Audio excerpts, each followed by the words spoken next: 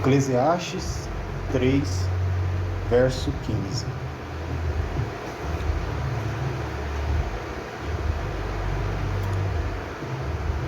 Diz assim a palavra de Deus: o que é, já foi, e o que há de ser, também já foi.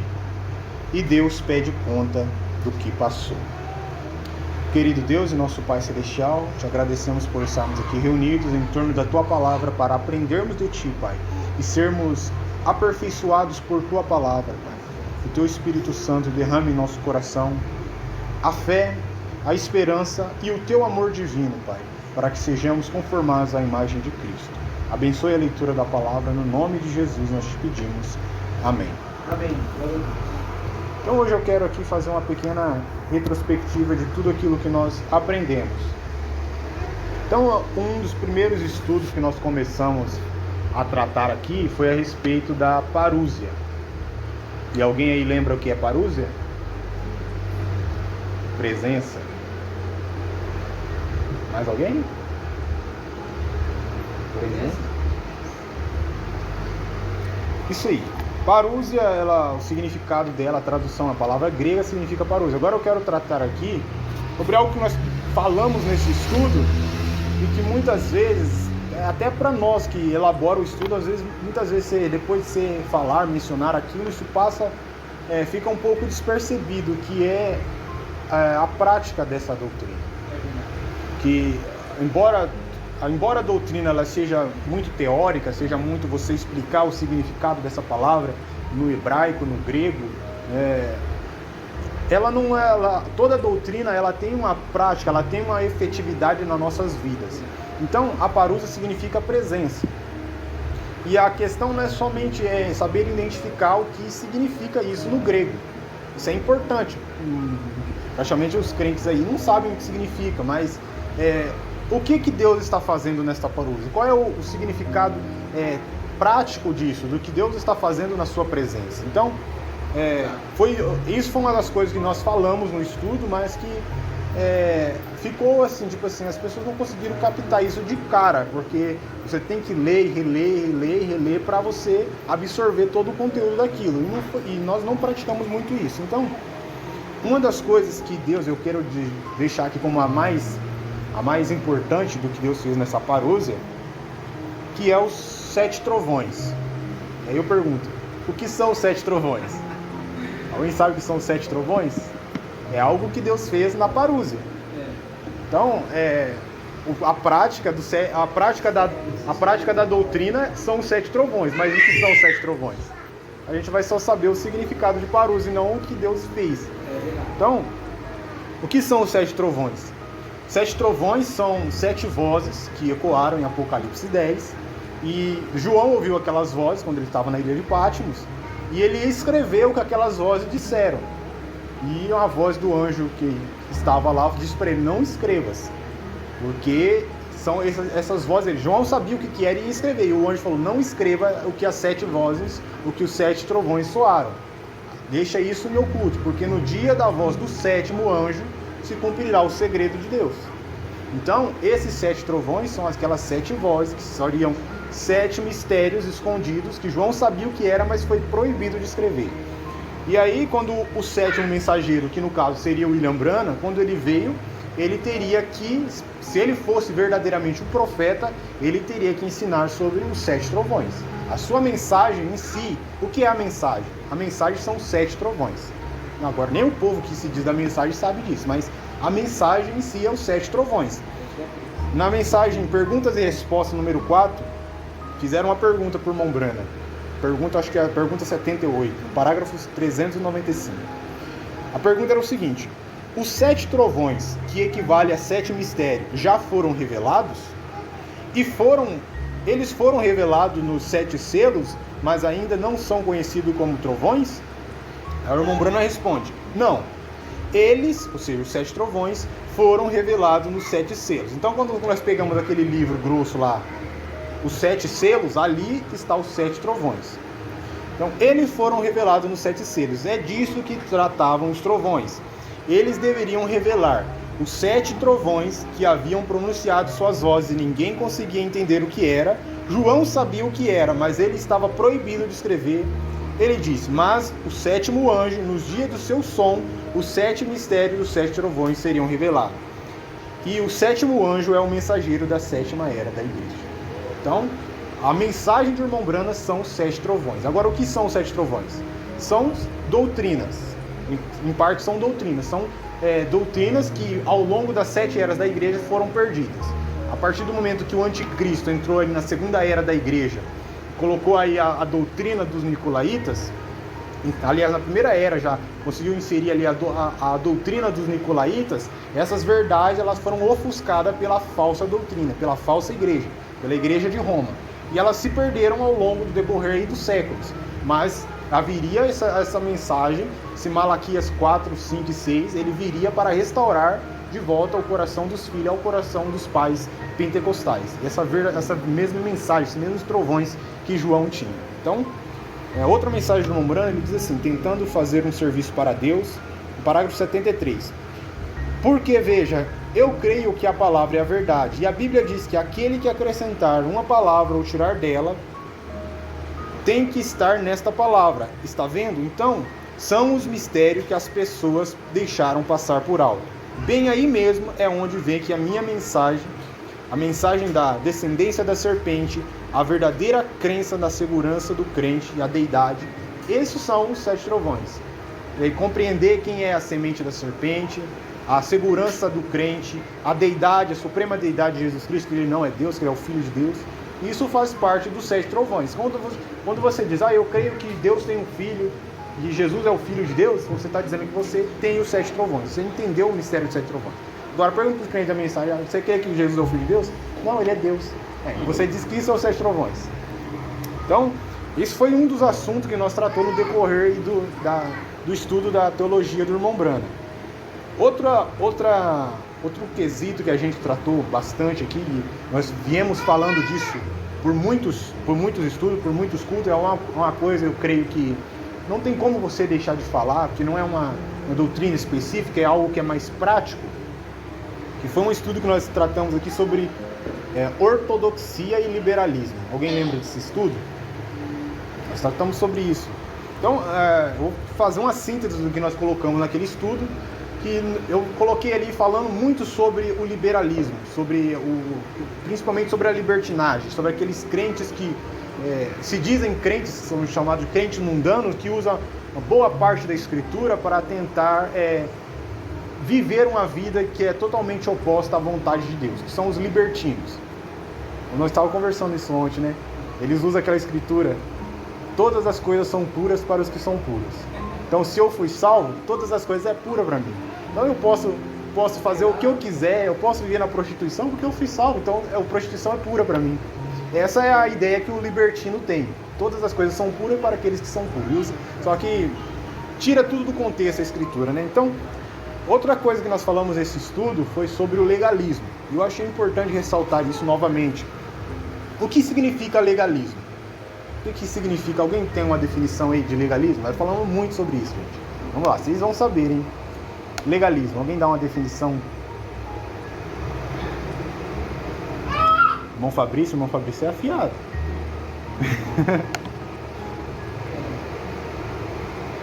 Irmão Rogério.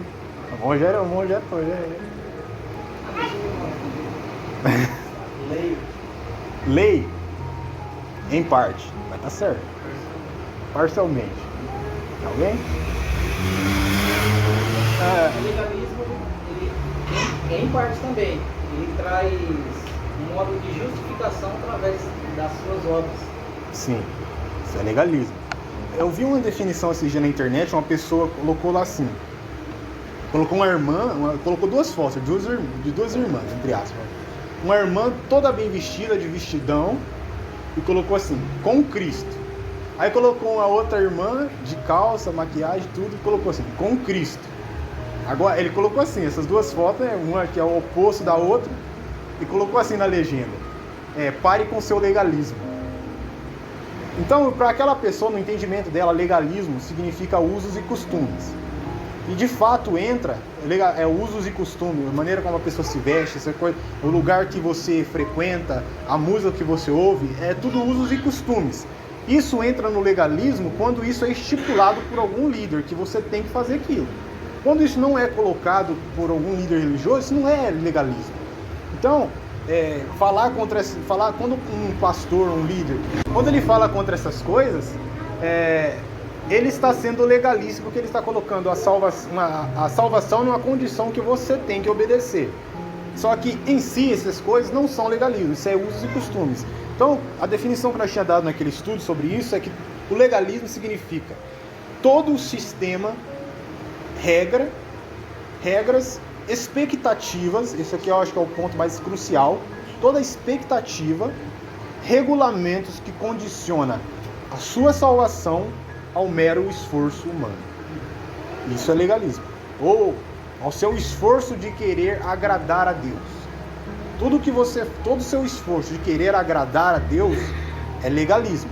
Ah, mas espera aí, nós estávamos conversando com o Dariel hoje lá na casa dele. Espera aí, então quer dizer que eu não tenho que me esforçar para Deus ficar mais satisfeito comigo? Não, você não tem que fazer isso. O que a Escritura diz é que Deus está plenamente satisfeito conosco no amado. Amém.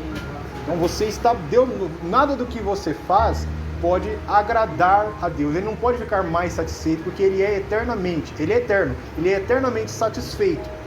Então nada do que você faz, como Paulo diz em Romanos 11, quem deu a ele primeiro para que seja recompensado?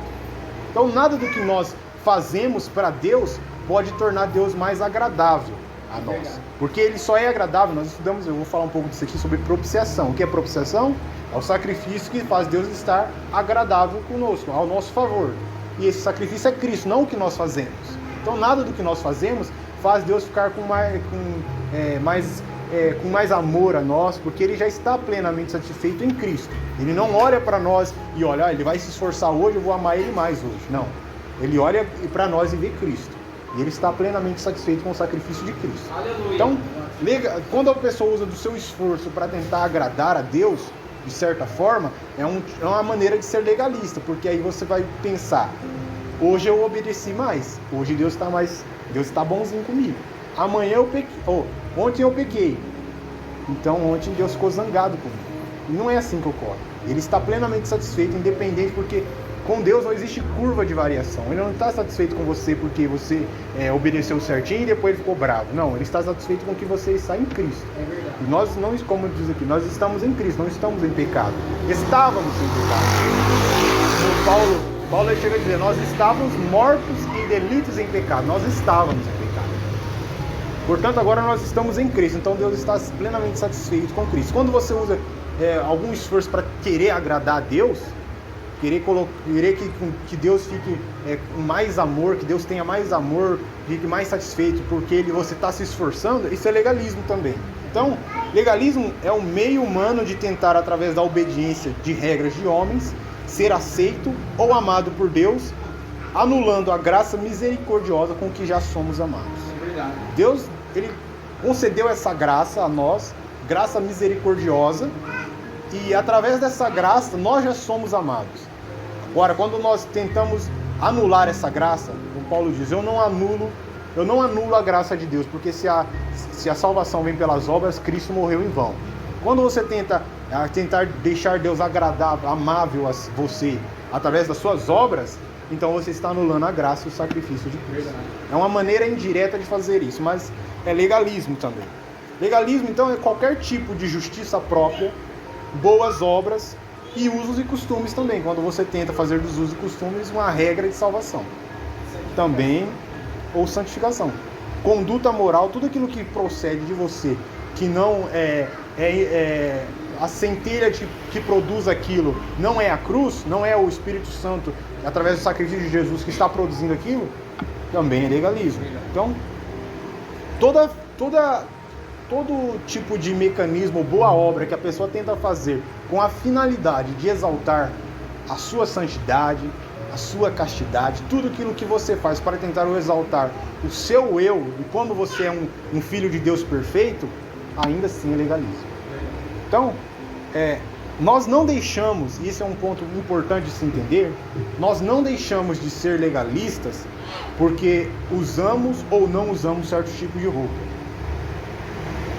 Porque frequentamos ou não frequentamos certos lugares. Porque ouvimos ou não ouvimos certo tipo de música. Eu era o legalista porque eu não podia ouvir esse tipo de música. Eu conheci a verdade, agora eu posso ouvir. Deixei de ser legalista. Não, você não deixou de ser legalista. Você continua legalista, é que você não entendeu o que é legalismo. Eu não usava certo tipo de roupa, achava que crente não podia usar. Eu não jogava bola porque achava que crente não podia. Aí eu conheci o evangelho, vi que não é minhas obras, e agora eu sei que isso não é pecado, eu posso fazer. Eu deixei de ser legalista. Não, você não deixou de ser legalista, você ainda é legalista. Então, se você acha que você tem o poder de fazer alguma coisa que te separa do amor de Deus, você é legalista. Você ainda é legalista. Eu acho que se eu fizer tal coisa vai me separar do amor de Deus. Se eu fizer tal, você é legalista. Por que é legalista? Porque você está dependendo daquilo que você faz. Se você acha que você faz qualquer coisa que você faça, alguma coisa que você faça, pode fazer Deus se tornar amável a você, ainda é legalista. Os dois lados é legalismo.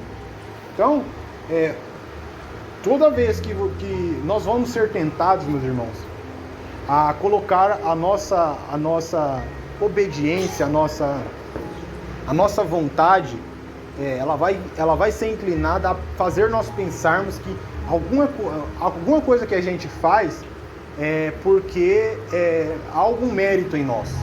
Então, eu sei que quando eu fui salvo, Cristo me salvou, não foi minhas obras, não foi o que eu fiz de bom para o meu próximo, fui salvo somente pela cruz de Jesus, e nada do que eu faço pode me justificar, pode me santificar. Eu não sou legalista. Não sou. Mas e se você tiver a noção de que você vai fazer alguma coisa que vai te tirar das mãos de Deus? Isso é possível? Eu posso fazer alguma coisa que me tira das mãos de Deus. Então, você é legalista. Você está colocando alguma coisa que você faz que é maior do que Cristo fez na cruz. É verdade. Isso é legalismo. Então, isso foi uma abordagem que nós tivemos naquele estudo sobre ortodoxia e liberalismo. Um outro estudo que a gente teve aqui, que eu achei que... Não sei se os irmãos gostaram, mas isso também é irrelevante, né? Se os irmãos gostou ou não, porque o que vale é o que Deus acha da palavra dele, o que nós estamos dizendo, se vai agradar os irmãos ou não, isso não tem a menor importância. Mas eu creio que os irmãos devem ter gostado disso, que foi sobre a ironia de Deus. Nós estávamos tratando daquele estudo sobre a semente da serpente, e nós falamos sobre a maneira irônica como que Deus lida com as pessoas, com o mundo todo. Deus é o ser mais irônico que existe, né? Então, Deus, ele trata com toda a sua criação, e isso é o que faz nós ficarmos, ligar aquela luz vermelha que Jesus diz, vigiai, orai e vigiai. É isso que faz aquela luz vermelha acender em nós, porque Deus é o ser mais irônico que existe. Então, quando Jesus disse vigiai e orai, é para nós vigiarmos e orarmos, porque Deus é irônico. Então, embora nós não sejamos mais condenados, e nenhuma condenação há mais sobre nós, mas nós estamos aí fadados a viver uma vida debaixo dessa ironia de Deus. Então, Deus trata com toda a criação de maneira irônica, e nós tentamos nesse estudo ver um pouco sobre como que Deus usou a sua ironia no caso de Adão, Eva e a serpente. Então, quero fazer mais uma síntese do que nós tratamos lá. A ironia de Deus veio sobre Faraó, quando ele tentou afogar os filhos dos hebreus no rio Nilo, e os seus soldados morreram afogados no Mar Vermelho. Então, essa é a maneira irônica que Deus trata. Sansão, por exemplo, era mais forte que 1000 homens. Com a queixada ele matou 1000 filisteus. É irônico, né? Ele ser derrotado por uma mulher. Você não é o homem, o machão? Uma mulher deu conta dele. Então, como que Deus é, né? Ele seguiu os seus olhos, tudo que via, qualquer mulher bonita, seguiu os seus olhos e acabou cego. Amã construiu uma forca para o seu inimigo, morreu enforcado nela. Então, o homem, outra ironia que é decorrente na sociedade é que o homem segue seu coração achando que é livre. Vou seguir meu coração. Psicologia diz muito isso. Siga teu coração, siga teu coração, siga teu coração. Faz aquilo que te faz feliz. Siga teu coração, você é livre. E o homem segue seu coração achando que é livre, mas ele está fadado a viver como escravo de sua própria vontade. Só faz aquilo que ele quer. Ah, eu quero isso e faço. Né? Você acha que isso é liberdade? Você está sendo escravo daquilo que está dentro de você e não sabe. Então, como eu disse naquele estudo, que embora Deus ele tenha nos perdoado judicialmente nós somos perdoados em Cristo, ou seja, Deus disse, você é justo aos meus olhos. Isso é uma ordem judicial. Então, embora Deus nos tenha perdoado de todos os pecados passados, presentes e futuros, Ele não retira sobre nós a sua ironia. Então, Ele vai permitir que nós provamos a repulsa que Ele tem sobre o pecado nas nossas próprias vidas, fazendo nós colhermos tudo aquilo que nós plantamos. Então, como eu disse naquela oportunidade, de que uma pessoa, ela busca se casar com outra pessoa, um jovem olha para uma jovem, acha ela bonita, e acha que ela conhecer a verdade, conhecer a verdadeira doutrina não é essencial. Ela é bonita, ou ele tem um carro do ano, ele tem dinheiro, não é importante ele não é importante ele ter o Evangelho, ter o Espírito Santo, não é importante. E aí passo 2, 3 anos de casado e descobri que eu não dei valor se ela tivesse realmente o Evangelho, ou se ele fosse. Você vai ver que aquilo que não era importante é o que é mais importante naquela hora. É irônico, porque você disse que não era importante. Então, Deus faz você provar essa ironia dele, fazendo você colher tudo aquilo que você planta. Outro estudo que nós tivemos, eu creio que já estou terminando, acho que tem só mais um, que foi 2 estudos, na verdade, eu quero falar os 2 bem rápido aqui, que é expiação e propiciação. Alguém sabe o que é expiação? Expiação, vamos lá, é fácil. Expiação. O que é expiação? Alguém dá uma definição aí. Sacrifício que... O sacrifício que... Expiatório. Sacrifício expiatório.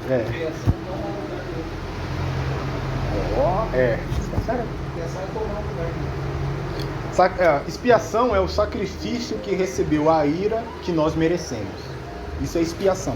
É alguém que toma o lugar do outro.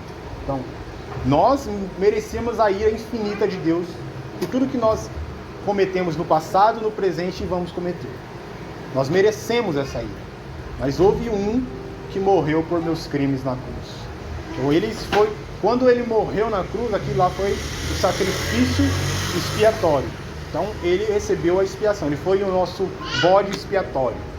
Recebeu a culpa de outra pessoa e sofreu por aqui. Isso é expiação. E propiciação? Eu já falei anteriormente, vocês vão saber.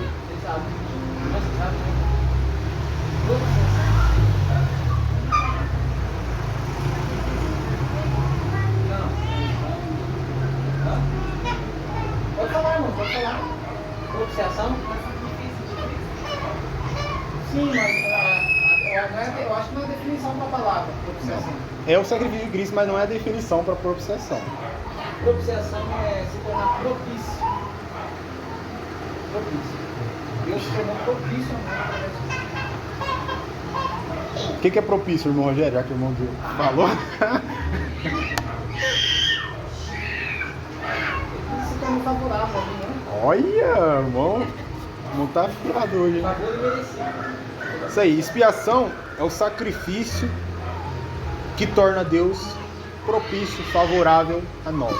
Então, como eu disse, toda vez que nós tentamos fazer alguma coisa, nosso esforço para tentar fazer Deus se tornar favorável a nós estamos anulando o sacrifício de Cristo. O sacrifício é intercessório, porque o da cruz foi o sacrifício expiatório. Ofereceu. Hoje, Cristo está sentado à destra de Deus como sacrifício propiciatório. Ele está sentado no trono da propiciação. Como diz alguns crentes da mensagem, que ele se levantou. Que a misericórdia acabou. Não. Cristo ainda está sentado como Filho de Deus lá no trono. como o sacrifício de propiciação, tornando Deus favorável a nós. Então, propiciação é isso. Vou ler um sermão do irmão Brando, nós tínhamos lido lá, né?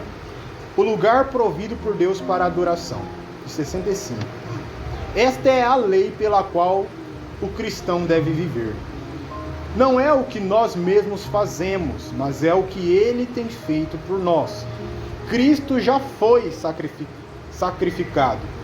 Ele não será, Ele já foi. É um produto acabado, ou seja, está consumado. Ele viveu, morreu, ressuscitou novamente, subiu aos céus e voltou na forma do Espírito Santo. Então é uma obra consumada com Deus. Cristo, não conhecendo o pecado, tornou-se meu pecado para que eu pudesse ficar em seu lugar. Ele tomou o meu lugar. Eu estava nele no Calvário, quando ele morreu. Ali eu tive que morrer com ele para viver. Como a lei do pecado e da morte está no corpo, você tem que morrer para estar reconciliado com Deus. Outra mensagem do irmão Brana, Jeová Jireh, de 61, ele diz assim: não olhe para si mesmo, ou seja, aquilo que você, a sua capacidade, o quanto você tem que se esforçar para tornar Deus agradável a você. Se você deixar de fazer tal coisa, Deus vai ficar mais satisfeito com você. Não olhe para a sua capacidade, não olhe para você mesmo. Olhe para o seu cordeiro. Deus não aceita você. Não aceita nós. Quando nós tentamos por nossa capacidade tornar Deus favorável a nós, Deus não aceita você. Ele aceitou o cordeiro. E o cordeiro tomou o seu lugar. Ó Deus, você não pode ver isso. Não. Você não é digno.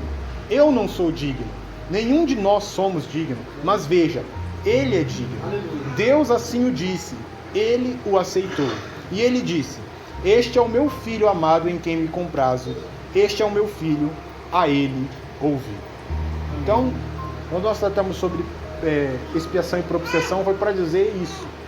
Que independente de... É claro que isso não quer dizer que nós devemos viver então uma vida totalmente oposta à moralidade cristã, à santidade cristã. Não significa isso. Mas significa que você parou de se basear na sua capacidade, ou seja, você negou a si mesmo. Você negou a sua capacidade de querer obedecer a Deus. Eu tenho uma capacidade que se eu me esforçar, Deus vai se tornar agradável. Não, você nega a sua capacidade, você nega a sua sabedoria, porque você negou a si mesmo. Quando você nega a si mesmo, então você vive uma vida de que agrada a Deus, porque você está negando isso. É verdade. Não é que eu tenho capacidade de obedecer, não, eu não tenho capacidade, eu não sou digno. Você está negando você. E aí isso é agradável a Deus. Então, quando você não nega a si mesmo, você está negando o Cristo. Quando você nega Cristo, ele diz, o irmão disse aqui, aquele que me negar diante dos homens, ou seja, aquele que não nega a si mesmo, eu negarei diante do Pai e dos seus santos anjos. Então, e nós colocamos esse estudo para dizer isso, que nada do que nós fazemos, nada do que nós deixamos fazer vai tornar Deus propício a nós. Deus, ele está plenamente satisfeito com o que nós somos no amado, em Cristo Jesus. Aleluia. Outro estudo que nós tivemos, que eu achei essencial falarmos aqui, é que eu tinha recebido uma mensagem nas redes sociais que as pessoas que diziam compreender o Evangelho, na verdade, a definição que elas têm do Evangelho não é nada do Evangelho. Uma pessoa diz, eu compreendi o Evangelho. E quando ela fala o que é o Evangelho, você vê que ela não sabe nada do Evangelho. E como eu falei para minha mãe, foi ontem, né, que nós temos uma conversa antes de ontem, ela falou assim que não tinha entendido. Eu não entendi esse negócio que vocês creem aí, porque nós tínhamos saído da igreja do Naum lá. Eu não entendi. Falei assim, mas... Ela falou, ela teve capacidade de dizer assim, eu não entendi o que vocês creem, também não tenho muita certeza do que eu creio, não entendo o que eu creio, mas no final a gente vai ver quem sobe e quem não sobe. Nós vai ver no final quem sobe e quem não sobe. Nós vamos ver sim, mas a questão é, como que a pessoa pode ser salva por aquilo que ela não compreendeu? Não adianta você dizer, eu não compreendi, mas fui salvo. Não existe isso. Jesus, ele chega a dizer que o motivo pelo qual ele falava todas aquelas parábolas, Senhor, por que tu falas em parábola? Então Pedro perguntou, Senhor, por que tu falas em parábolas? Ele não fala abertamente. Aí Jesus diz assim: porque eles vendo não veem, eles ouvindo não ouvem, e vendo não compreendem, para que não sejais salvos. Ou seja, eles vão ouvir o que eu estou dizendo, mas não vão compreender. Por que não vão compreender? Para que não sejais salvos. E nele se cumpre a profecia de Isaías, que diz: vendo vereis, ouvindo não ouvireis, e não compreendereis. Por que Jesus falava em parábolas? É justamente para que as pessoas, aqueles que não foram eleitos, ouvissem, mas não compreendessem e não foram salvos. Então quer dizer o seguinte: a salvação da pessoa, ela passa pela compreensão. Se a pessoa diz que creu no Evangelho, mas não compreende o Evangelho, você não creu no Evangelho. Como que você vai crer em algo que você não entende? A pessoa fala assim: eu não entendo essa doutrina que vocês creem, esse negócio de Deus e Jesus ser duas pessoas. Eu falei: eu sei que a senhora não entende, porque se a senhora entendesse, a senhora não ficaria na igreja que a senhora está. Se a senhora entendesse, porque quando a pessoa, a partir do momento que a pessoa entende, o pastor lá, o Naum, ele vai dizer o seguinte: esse negócio que Jesus e Deus são duas pessoas, isso é mentira. É mentira, só existe um Deus, só existe uma pessoa. Isso é mentira, não existe duas pessoas. É o que o Naum vai dizer. Mas o que Jesus diz? O testemunho de duas pessoas é verdadeiro. Eu testifico de mim e o Pai que me enviou testifica de mim. Como que não é duas pessoas? Foi Jesus que disse que é duas pessoas. É verdade. Agora, se você vai ficar com a declaração do Naum, então Jesus é um mentiroso para você. Que foi ele que disse. Então, essas pessoas que dizem que compreenderam o Evangelho, quando elas dão a definição do que é o Evangelho, elas mostram que elas não compreenderam, e você não pode ser salvo por aquilo que você não compreende. Então, o Evangelho, o que é o Evangelho? O que é o Evangelho? Como nós falamos nesse estudo, o que é o Evangelho? O Evangelho não é nada sobre nós. O Evangelho é uma boa notícia, porque não é sobre nós, é sobre Cristo. Não é o que eu faço. O Evangelho, olha como que o Evangelho... Muitas pessoas acham que é isso. O Evangelho, ele muda as nossas vidas. E aí a pessoa tem que olhar para a minha vida para se converter. Porque a minha vida virou o Evangelho agora. O Evangelho, ele vai mostrar, irmã, como você vai ter que se vestir bem corretinho, como a igreja falou lá. Aí as pessoas vão olhar para a sua vida e vão ver: olha, o testemunho dela é o Evangelho. Olha lá. Aí você olha para a vida daquela irmã, daquele irmão, e fala: agora eu vou servir o Evangelho, porque o Evangelho, aquilo é o Evangelho. Aquilo não é o Evangelho. O Evangelho é um fato que alguém fez alguma coisa. O Evangelho é uma boa notícia sobre um fato. Cristo morreu, ressuscitou, está sentado à destra de Deus. Isso é o Evangelho. Então, o Evangelho nunca será a respeito daquilo que nós podemos ou não fazer. Então, Isaías, vou ler essa escritura, que fala sobre o que é o Evangelho. Isso aqui é a definição no Antigo Testamento sobre o Evangelho. Isaías capítulo 53, verso 4. Verdadeiramente ele tomou sobre si as nossas enfermidades e as nossas dores levou sobre si. E nós o reputávamos como por aflito, ferido de Deus e oprimido. Tente entender isso ricamente, unicista. Jesus aqui era ferido de Deus, mas ele era o próprio Deus, então Deus estava se mutilando. Porque tem lógica, mente unicista, né? Ferido de Deus e oprimido. Mas ele foi ferido por causa das nossas transgressões e moído por causa das nossas iniquidades. O castigo que nos traz a paz estava sobre ele, ou seja, expiação. O castigo que nos traz a paz. E pelas suas pisaduras fomos sarados. Todos nós andávamos desgarrados como ovelhas, cada um se desviava no seu caminho, ou seja, seguia o seu próprio coração. Mas o Senhor fez cair sobre ele a iniquidade de nós todos. Isso é o Evangelho. É uma notícia sobre o que alguém fez, o que Jesus fez. Então, e nós, nesse estudo sobre o que era o Evangelho, a gente colocou aqui uma definição do que as falsas religiões ensinam, o que a falsa religião ensina, para você entender o que é o Evangelho. Porque dizer apenas que isso é o Evangelho, a pessoa ela fica meio que perdida, fica meio com os pés no ar, porque ela não tem uma base em que ela pode comparar. Então nós fizemos a comparação do Evangelho, do que realmente é o Evangelho, com o que é o budismo. Alguém lembra o que é o budismo? Agora eu peguei, né? O que é budismo? religião de Buda. O budismo Certo? concentra a sua essência naquilo que está dentro dele. Não, Também, todas elas na verdade, né? O budismo é sobre você alcançar iluminação. E para você alcançar isso, você tem... Eu não tinha falado na época, não, mas você pode fazer uma pesquisa mais a fundo. O budismo, Buda, ele fez as doutrinas de Buda, né?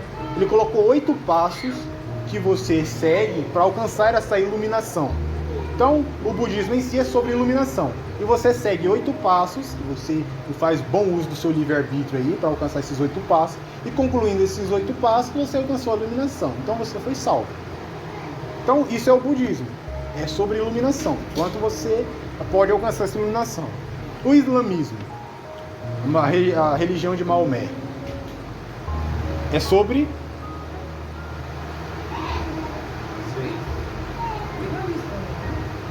É sobre obediência, submissão. Quanto você pode obedecer. Isso é islamismo. Ou seja, no islamismo existem 5 pilares em qual você se baseia para obedecer. Então você tem 5 pilares, acho que é o pilar da moralidade, de caridade. Você tem que, praticamente uma obrigação que existe no islamismo, que você tem que doar dinheiro aos necessitados. Que você está obedecendo o pilar da caridade. Então você dá dinheiro aos necessitados, e aí você cumpriu aquela obediência, então aí você vai alcançar aí a salvação no islamismo. Alá, o Deus de Abraão, como eles dizem, vai ficar satisfeito com você, porque você obedeceu. No judaísmo, quem sabe que o judaísmo? O judaísmo é a religião dos judeus, dos saduceus, dos fariseus, dos essênios, alexandrinos, todos eles iam do mesma heresia, mesmo farinha do mesmo saco. Eles acreditam em Deus, o Pai de Jesus, mas não acreditam em Jesus.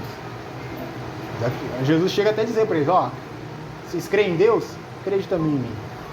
A casa do Pai há muitas moradas. É só para crer em Deus, não.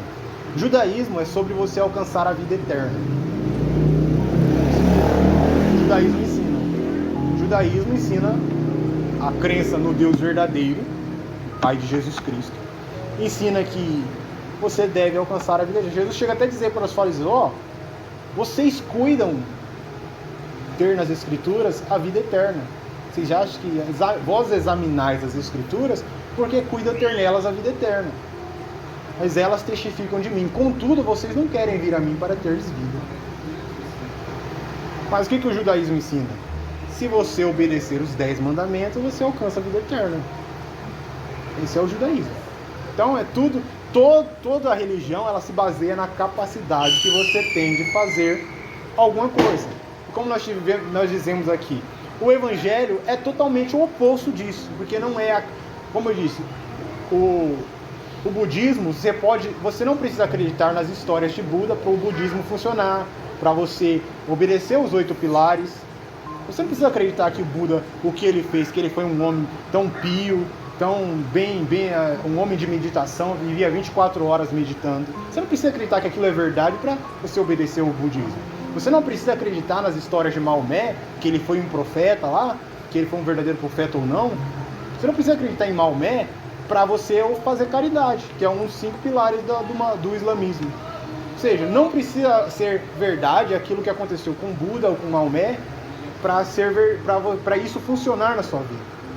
O cristianismo não. Tem que ser verdade o que aconteceu na vida de Jesus Cristo, senão nada do que a Bíblia diz funciona na sua vida. Então, Cristo, ele nasceu, como nós falamos, estava perto do Natal, Cristo nasceu, e é isso que é o Natal. Jesus nasceu, não Deus, mas Jesus nasceu. É isso que é o Natal. Ele nasceu. Mas sobre o que? Qual é a moral do Natal? O que o Natal inspira você a fazer? O Natal inspira que as mulheres grávidas devem ter filho na manjedoura. A moral do... Você acha que no Natal, porque a Igreja Católica acha que é isso, até hoje faz o menino Jesus no presépio. Acho que o Natal, a moral do Natal é uma mulher virgem que dá luz na manjedoura.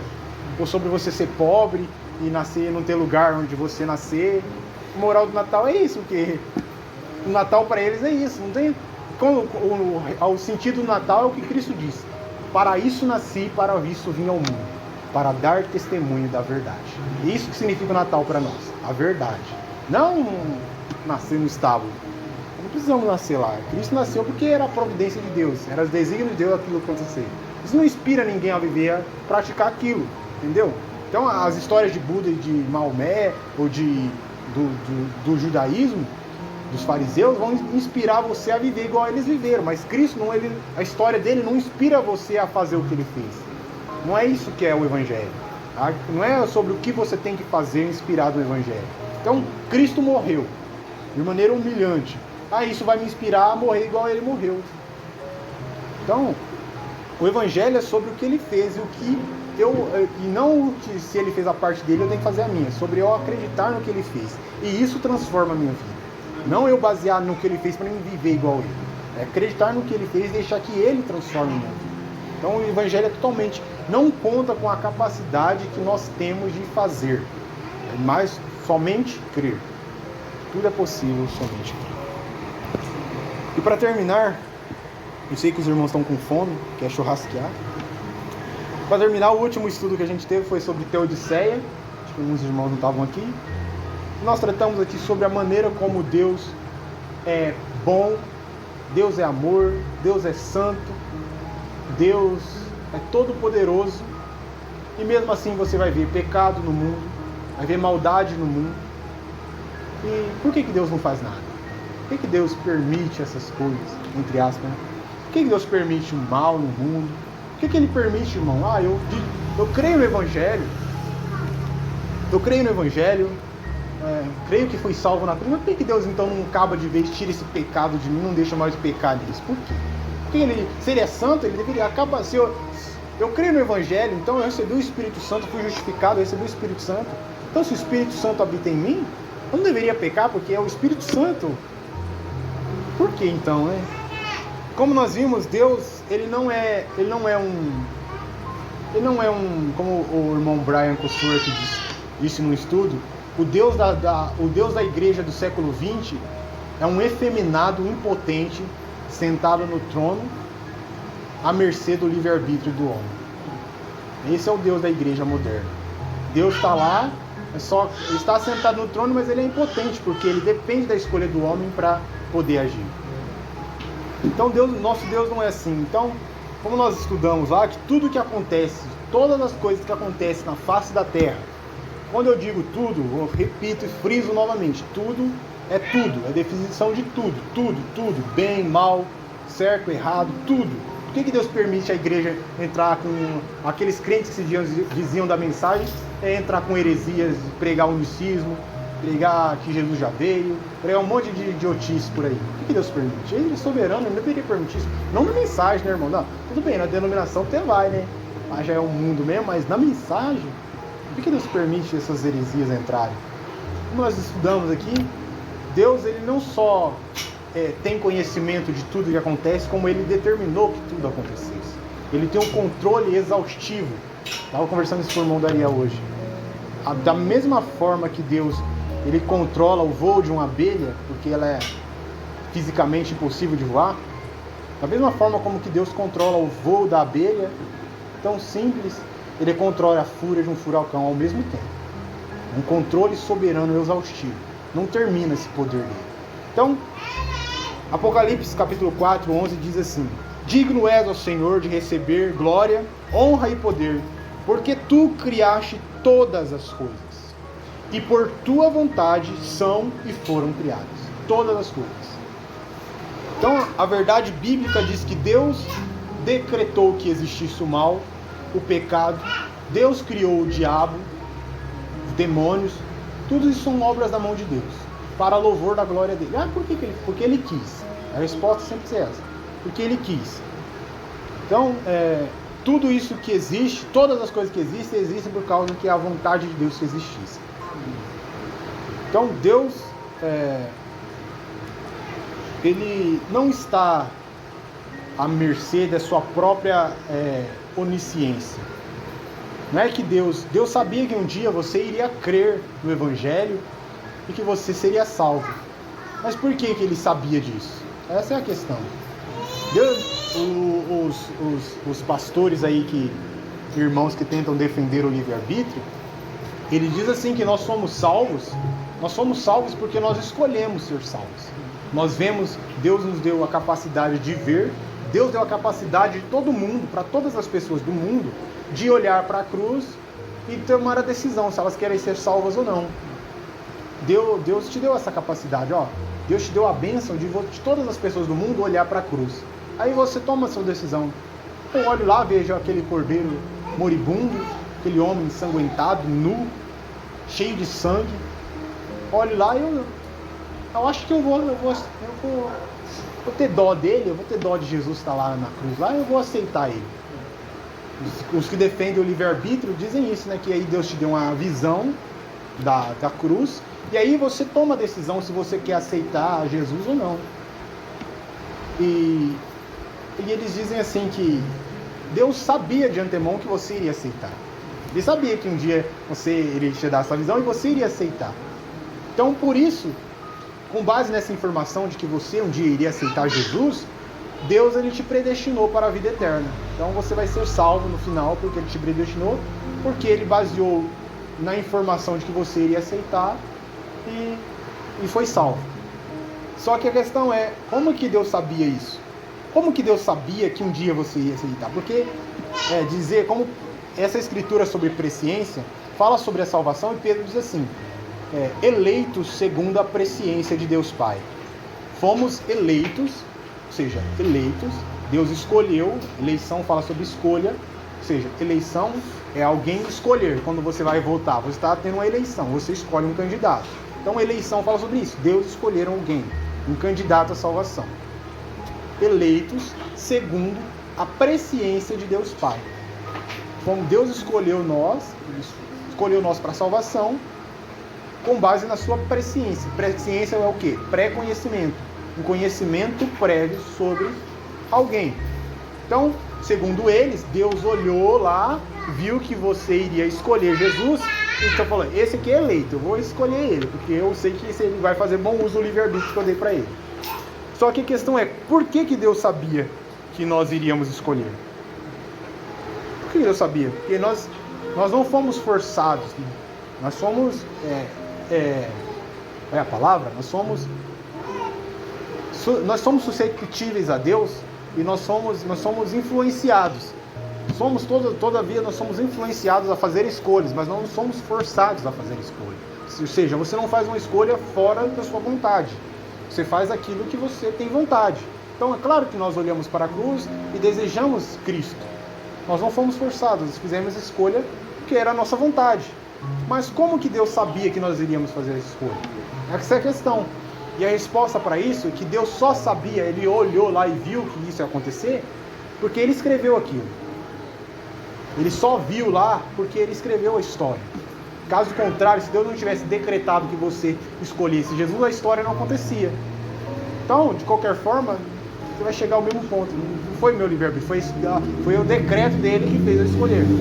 Ele decretou, o irmão falou assim, mas nós somos salvos. E está consumado, mas está consumado o que Cristo fez na cruz, somos salvos, mas os que vieram antes de Cristo? Não está, o sacrifício não estava consumado. Daí fez essa pergunta para mim hoje. Não estava consumado antes de Cristo morrer. E aí? Só que o decreto de Deus estava, porque o cordeiro foi morto antes da fundação do mundo. Era o decreto. Aconteceu, esse foi o primeiro decreto de Deus. O cordeiro foi morto antes da fundação do mundo. Aquilo vai ocorrer. Então, independente de quem veio antes ou depois de Cristo, se foi designado por Deus para a salvação, foi um decreto dele, é salvo quando Cristo disse, está consumado. A obra da salvação está acabada. Aqueles que creram e aqueles que vão crer estão salvos, porque eu terminei a obra. Então, como eu tinha dito naquele estudo, alguns podem até dizer que Deus não é o autor do mal. O mal existe no mundo, existem os demônios, existe o mal moral do homem. O mal existe no mundo, mas isso não é responsabilidade de Deus, isso não é de Deus. Não foi Deus que criou o mal. Deus não faz o mal, Deus é amor. Deus da Bíblia, ele não faria o mal, não. Eu não posso aceitar um Deus que é assim. Deus, ele não faria o mal. Não, a Bíblia diz que ele fez. Verdade. Eu vou ler essa escritura novamente para nós encerrarmos. Isaías 45, verso 7. Diz o Senhor Deus: eu formo a luz e eu crio as trevas. Faço a paz e crio o mal. Eu, Senhor, faço todas essas coisas. Então, Deus faz todas as coisas. Todas as coisas que existem, porque Ele quis, porque Ele criou. E tudo o que nós devemos fazer em relação a isso, é estarmos satisfeitos com isso. Isso deveria trazer a nós segurança, não medo. Isso deveria trazer a nós esperança, não desesperança. Verdade. Achar que alguma coisa, como Paulo disse, Paulo começa no capítulo 8 da carta aos Romanos, dizendo: nenhuma condenação há para os que estão em Cristo Jesus. E ele termina o capítulo 8 dizendo: nenhuma separação há. Nada. Porque esse Deus soberano, ele tem todas as coisas sob controle das suas mãos. Então, nós estudamos nesse decorrer deste ano, creio, sobre esses assuntos. Eu queria ter feito assim essa pequena repescagem com os irmãos. Amém? Amém. Que Deus abençoe a cada um de vocês em nome de Jesus Cristo. Amém. Louvado seja.